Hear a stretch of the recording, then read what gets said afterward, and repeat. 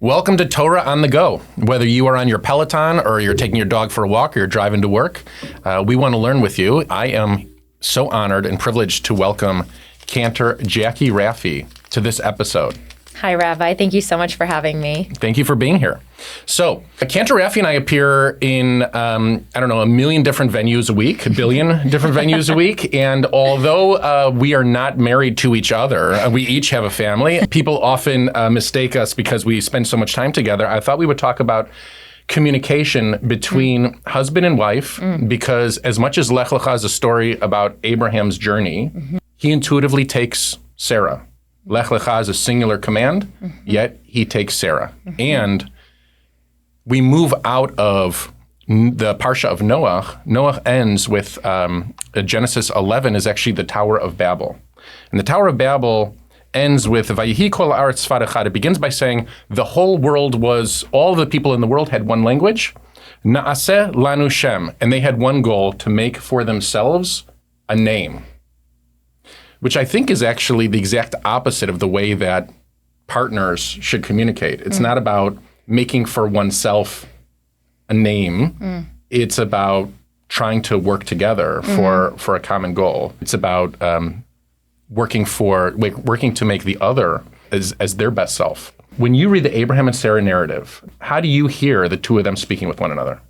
Such a great question. The rabbis have noted that this marital relationship between Abraham and Sarah is the most fully developed marital relationship. We hear so many details about the way they spoke to one another, the way they worked together as a team. And one of the things that I really admire about their relationship is how connected they are as a team, how much they work with each other. Sometimes Abraham and Sarah ask each other to do kind of crazy things. Like Abraham goes into Egypt, right. And later goes to King Abimelech's in Gerar. place. Yes, in Gerar. And he asks Sarah to pretend that she's his sister, which technically she's kind of his sister, half-sister, or his niece. But he asks her to pretend she's not his wife. And that's kind of a big ask because the Pharaoh takes her and could have his way with her, and she goes along with it. That's what he's asked her to do. She goes along with it. She assumes that he has a good reason for doing it. And Sarah also asks Abraham to do something kind of extreme. She asks him to consort with her handmaiden. They've been married for how many years? 60, maybe 70 years at this time? Right. We meet Abraham and Sarah, and they're like our grandparents. Yeah, They just come to us as a married couple that we never know the stories about how they met or what it was like when they were trying to make it together in the tiny apartment. We know them once they're on their journey and they've already become, accumulated all of these possessions and all of these people. They have a fairly large camp by the time that we meet them. And you're right, Abraham and Sarah, there is kind of a back and forth where Abraham asks these things of Sarah and she goes along with it. And Sarah tells Abraham to take Hagar and to try to build their family through her. And then we come to this pivotal moment in the text, right? And it appears that Sarah tells Abraham to cast out Hagar and his son Ishmael. And it's clear, according to the text, that Abraham didn't like the suggestion, Vayera hadavar. It didn't sit well with him, from the word ra, right? From the word bad. It's his son. It's his son, right? It didn't sit well with him. And then God steps into the middle of their relationship, into the middle of them speaking with one another. And God says to Abraham, Kol asher tomar elecha Sarah, shma b'kola. Everything that Sarah tells you, listen to her voice. I think that's the first time that a Jewish husband listened to his Jewish wife, and Jewish husbands have been trying their best ever since, been trying our absolute best. What do you think that means that the command in antiquity to listen to one's wife as a partner? What do you think that means, considering that through the generations, it's been such a world dominated by masculine voices? What do you think it means that in our Torah, the narrative appears so early on that God instructs Abraham to listen to Sarah? Well, I think it's very wise of the Torah. I think it's very advanced for its time, and I think that it shows that the tradition of the time. We have scholars that that say that Abraham and Sarah would have lived around the 21st century BCE, and at this time around Abraham and Sarah, there was a lot of prominence of women. Women really ran the household, and households functioned really successfully with women running. And actually, Sarai, which is her first name before... It's the case in the 21st century of the Common Era as well. Right. Before the Common Era and right. The Common Era, right. Right. So Sarai means princess. If you're looking at Sarah's name, Sarai means princess. And then when God changed their names to Abraham and Sarah, Sarah means commander or ruler. And she plays a big leadership role. Just like Abraham is a leader of our people, Sarah also plays a big leadership role in the home. So I think that they're both functioning as strong leaders, and I think part of the reason that their partnership works is that they listen to one another. So perhaps God is telling Abraham to listen to Sarah because it was a given. It's a given. In later generations that men will be listened to, just the way that society moves forward. But perhaps it's not a given that women's voices are listened to. So this command ensures that there's an equality of the strength and power of their voices. Right. I also think it becomes a responsibility. It becomes a responsibility set up by the Torah that men must, or husbands, I should say, should go out of their way to make sure that their wives are listened to, to make sure that their wives' voices are heard, not only in our home, but actually in society at large, right? Our wives, our daughters, as they learn how to transmit the tradition. You're right. Sarah has so many names. She comes to us as Yiska, which is where the princess tradition comes from, Nesicha, and modern day like Disney princesses in Israel, Nesichot. Sar is an official or a commander, and Sar Adonai, Sar with a hey on the end, means that she's an official of God. Of God, right. Rashi tells us that when God says Shema b'kolah, that actually it's because Sarah has a greater sense of nevuah, of prophecy than Abraham. Yes. And that's not something that the Torah, that's not in the text of the Torah itself. That's an 11th century commentator in France, which was not the most progressive era of in world history, right? We're talking about medieval France. We're talking about Crusader times.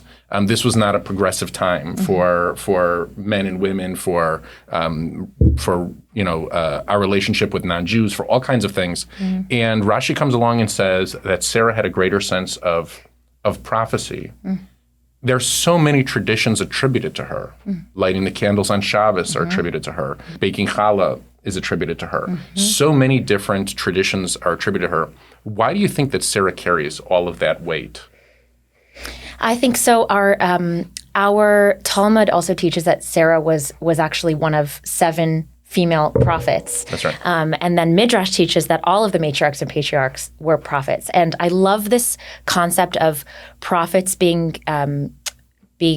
individuals who had this connection with God, that God would appear to them in a vision. God spoke directly to Moses, but to the other prophets, God would appear to them in a vision. And I love this idea that Sarah had a close relationship with God. And perhaps this also ties back to why God is telling Abraham to listen to Sarah. Perhaps her connection with God and the way that she spoke to God was something that could be translated to more people.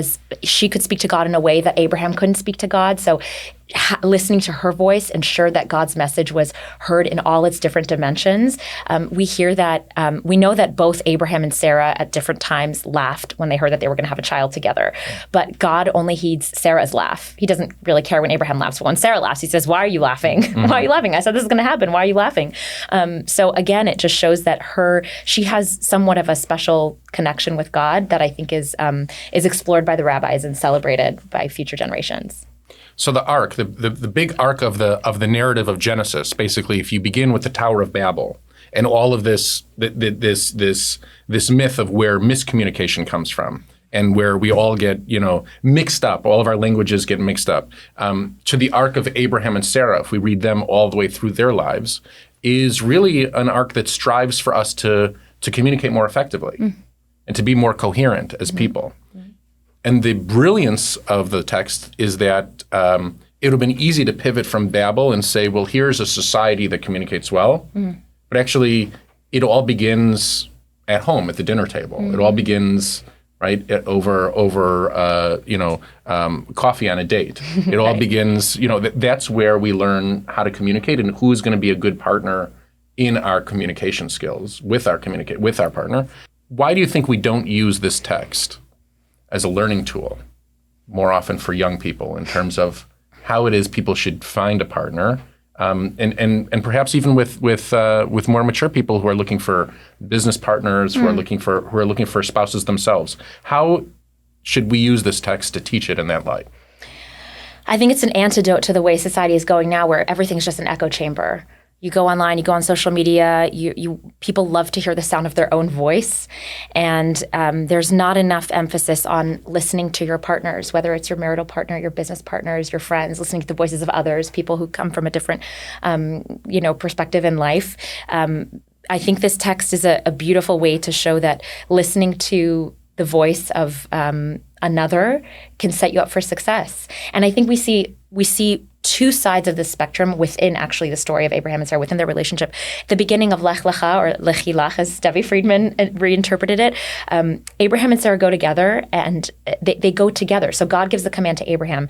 But later, when you study their relationship and how communicative they are and how connected they are, you have to imagine that Sarah was a partner in this movement forward. You have to imagine that Abraham came to Sarah and was like, God is telling me to do, what do I do? And she, honey, we got to go. We got to move forward. You have to imagine that they were a team. It was a huge lift to leave generations before them and to break with the tradition of their ancestors and to move forward. You have to imagine they were connected and communicated about it and agreed to support one another, as scary as it was. And then at the end of their relationship, after the binding of Isaac, that kind of shows you what happens when communication falls apart. And the line after the near sacrifice, after the binding of Isaac, we read that Sarah died. So rabbis have interpreted this to mean that it broke her heart. The lack of communication, the fact that Abraham did this without telling her, most likely, broke her heart, and that was where the communication broke down and the relationship broke down. So even till the last moment in their relationship, they struggled with communication. They struggled to communicate with one another, and in some ways to transmit the blessing of the covenant to the next generation. As you can understand, Sarah, when she wakes up in the morning and asks, where's Abraham and Isaac, and his servant tells her, according to Midrash, that Abraham left with Isaac and a knife, and we're told that ends her life, that her broken heart actually kills her. What's meaningful is that their relationship doesn't end with like a perfect Hollywood ending of them speaking to one another from their hearts, with their connection, their deep connection being revealed in language. It actually ends on this question mark as an opportunity for all of us to fulfill the promise. And I think that's in so many ways what Genesis is about. Genesis sets out for us a promise or a goal, an ambition to live up to. And Abraham and Sarah set out a standard for couples everywhere, for relationship everywhere. And Shema b'kolah, listen to your other partner's voice, is an ideal that we can all strive to achieve.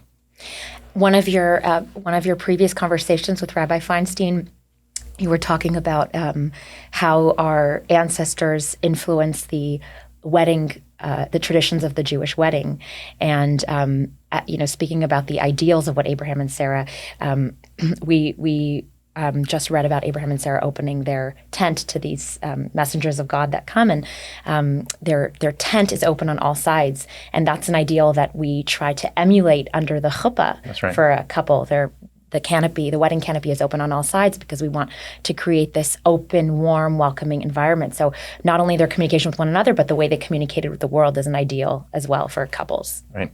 And that wasn't planned, just for everybody to know. We don't force the entire clergy and staff to listen to the podcast. So it's good to know that Cantor Rafii choice. That's right.